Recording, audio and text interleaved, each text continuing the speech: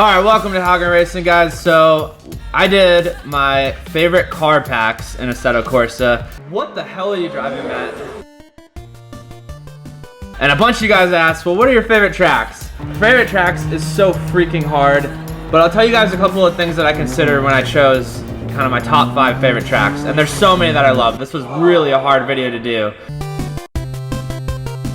I chose tracks that were visually appealing, one, so looked good, looked realistic.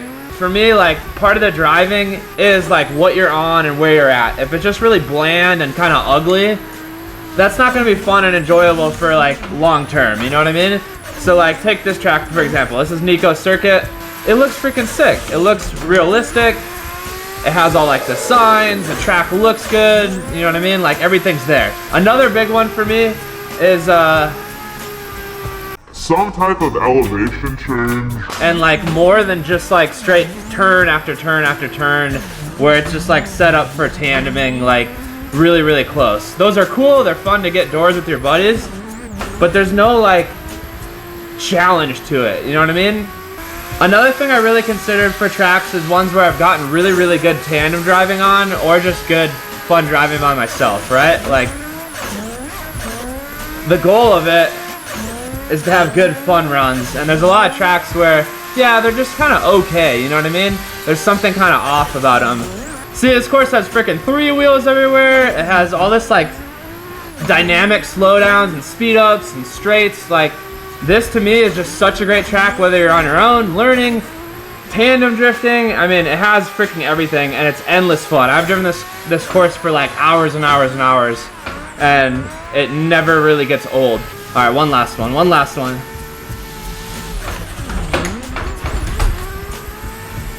Oh yeah!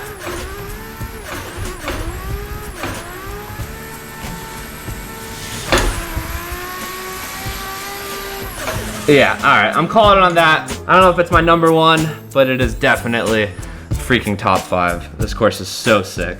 All right, next up for me is Tandem Hills. This one is one of those tracks where it's like there's not really big straights, and it's a bunch of little turns kind of all together, but I love the freaking elevation changes in this track, and to me, like, there's just so much to kind of learn about where you can cut and kind of just, there's just so much with driving by yourself and tandem driving in it. So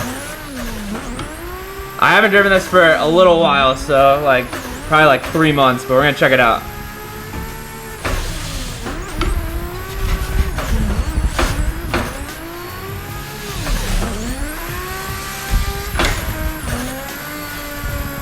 Like, the elevation changes to me can just like make or break a course.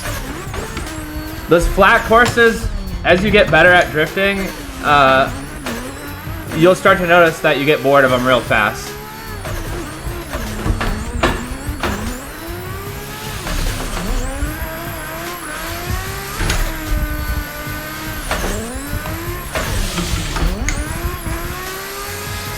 Oh, it's so good.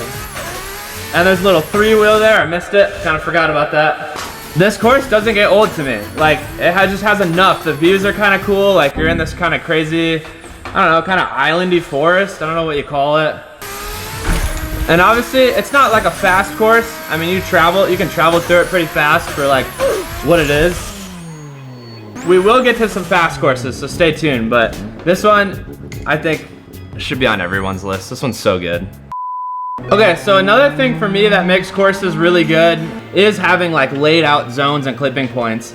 And this one again has a lot of sick elevation changes, some fun little like elements that kind of keep it fresh. But then it also has all the zones and clipping points laid out for you.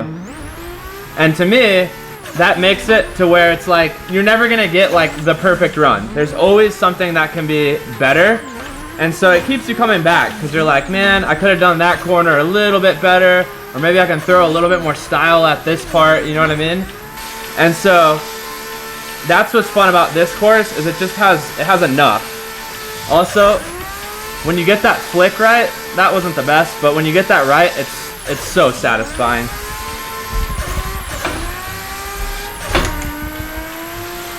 And then you do get a little bit of a more high speed on this one, which is sick, kind of through here.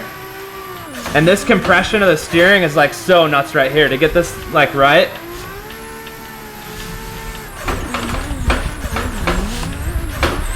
We're wide, we're wide, we're wide, we're too wide.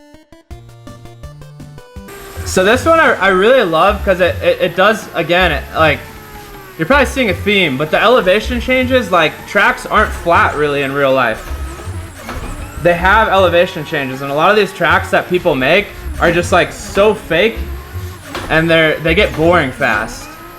And this could definitely be like a real life track. I don't believe that it is, I'm not aware of it. But kind of with all the turns, the straights, everything like that, it challenges you, and it keeps things fresh. I've had such good times on this track, I can't recommend it enough. All right, I couldn't do this list without including one of my favorite IRL tracks and favorite sim drifting tracks, Road Atlanta. I don't know how this car is gonna do on it. Like, ideally you want at least like 550, 600 horsepower to really enjoy this track. But we'll give her a go on this thing. I mean, this car's no slouch. I think it's like maybe like 450 wheel or something like that. It's a big course too, so like you can do enough and like stuff still kind of seems fresh, you know? Oh, we're not gonna make that.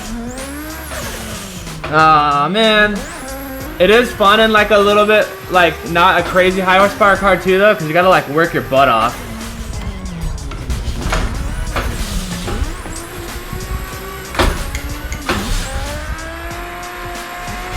Make it! Make it! Oh gosh. No! Yeah, so Road Atlanta, very fun in like low mid horsepower cars. An absolute ball in a pro car. It's not, I'm gonna say this is more of like a solo track because it's so freaking crazy and just such a big course. Tandeming is kind of hard to really stay together unless you guys are just freaking animals. So this is one where like maybe you get on with your boys and you guys kind of all go adventure, but don't expect like constant door-to-door tandems on this track. But yeah, Road Atlanta, it's so sick. I can't say enough good things. Okay, so last but definitely not least, another fantasy track, but it's Aussie Drift Co. The Aussie Driftland. Now, when I was choosing tracks, like, man, I already want to do another one of these with more tracks because there's just so many that like it's hard to put them in lists. I almost kind of want to organize them. So guys, let me know if you guys want to see that. I tried thinking of tracks where they were memorable for me for some reason, and this one is memorable because of this ridiculous entry that we were just trying to get as fast as we possibly could and ride this whole wall. And then I also had some really good tandems like over and over again on this course. So that's kind of a couple of the reasons why this one's on this list.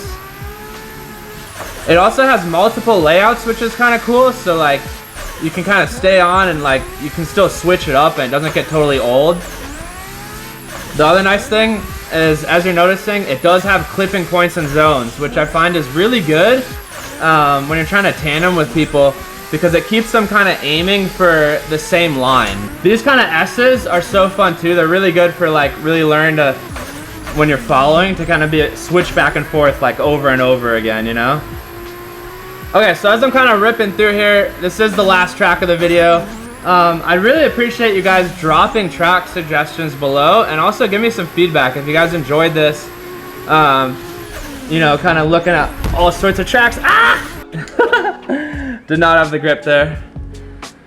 Woo! But yeah, guys, I'm gonna end it on that. Those are honestly, I don't even know if they're my 5 favorite tracks of all time, but like they're 5 of the best tracks out there. There's so many more though. If I could do like one big list, I'd have like 30 because I just have too many tracks I like. Anyways, guys, appreciate you watching and I hope you'll stick around, hit that subscribe button, leave this video a like, and we'll see you guys soon.